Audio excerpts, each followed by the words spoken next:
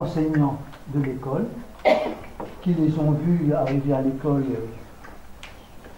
des enfants qui arrivaient le matin harassés, qui s'endormaient souvent parce qu'ils étaient fatigués, qui étaient à moitié malades souvent, qui quelquefois arrivaient trempés parce qu'ils avaient subi la pluie, et ils découvraient qu'ils dormaient dehors.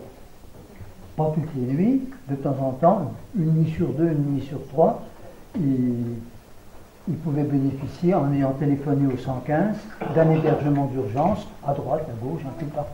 Par réaction de l'adjoint à l'éducation de la mairie d'Orléans. Ce soir-là est venu à l'école, il ne nous a pas rencontrés, il est resté sur le trottoir pour faire des menaces contre l'école, en étant pour le moins excité, disons. Il y avait un journaliste de la République du Centre qui était là, qui a fait un article pour décrire son comportement et les menaces. Ensuite, nous, on pensait qu'il allait se calmer un peu. Et 15 jours plus tard, il a mis ses menaces à exécution. Alors, ces menaces, c'est deux choses. Une qui consiste à supprimer l'expérimentation numérique qui était prévue dans l'école. C'est-à-dire que la commune cherche, comme vous le savez sans doute, à équiper les écoles par un plan numérique en moyens pédagogiques, vidéoprojecteurs, etc. Ils hésitent sur le matériel à acheter et ils avaient désigné deux écoles comme pilotes, l'école Mermoz et puis une au sud de la Loire. Les enseignants de Mermoz étaient volontaires, ils ont suivi une formation. Il y a eu des travaux qui ont été engagés dans l'école avant les vacances de la Toussaint. Donc tout était prêt.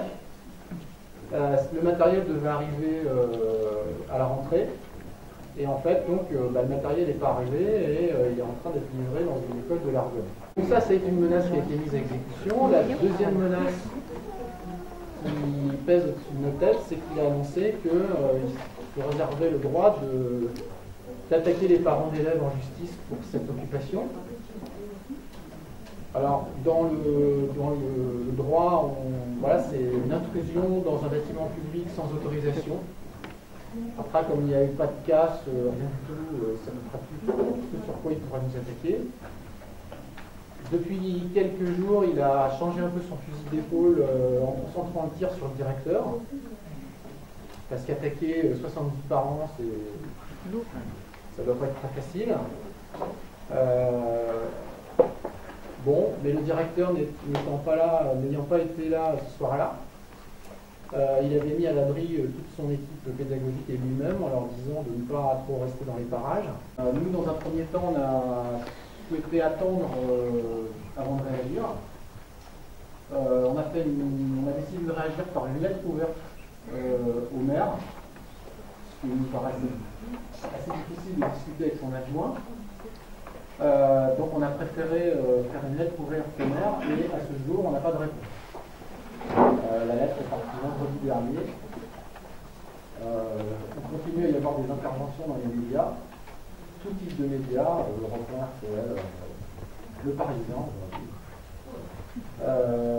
Mais voilà. Alors, son argumentation, elle se résume en 30 secondes. Par contre, y répondre, ça demande plus de temps, c'est ça qui est difficile avec le jeu médiatique.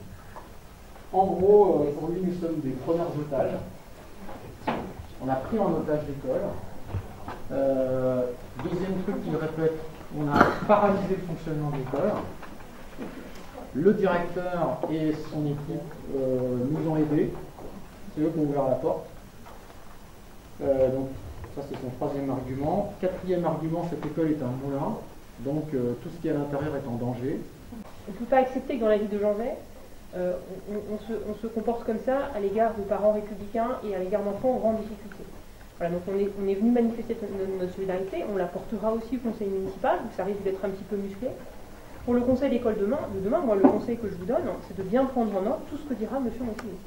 Parce que si lui se réserve de faire une action à l'égard des parents, il n'est pas du tout exclu que vous fassiez aussi une action à son égard si vous êtes insulté ou diffamé. Il est représentant de l'autorité publique, doit se comporter à l'égard des parents de la manière la plus exemplaire qui soit. Voilà. Pour l'instant, il a manqué à ses devoirs d'élu républicain. Il peut encore se reprendre, en tout cas je le souhaite. Et voilà, donc effectivement, il faut absolument que cette pétition circule le plus possible, qu'elle reçoive un maximum de signatures. Donc n'hésitez pas à la faire tourner auprès de vos contacts. Je pense que beaucoup ont déjà commencé à le faire. C'est important, c'est un combat pour Orléans, c'est un combat pour la République, c'est un combat pour les enfants. Et ce que je voudrais dire, vous avez dit que sur les forums, il y avait des choses qui vous avaient choqué parce qu'on disait que vous aviez instrumentalisé l'école, etc. Moi, tous les gens que je connais qui ont entendu parler de cette histoire sont très choqués, sont extrêmement choqués. Souvent comme parents, comme citoyens, ça choque beaucoup. C'est une affaire qui a un énorme retentissement, je dirais, passionnel, voilà, personnel. On ne touche pas aux gamins. Donc,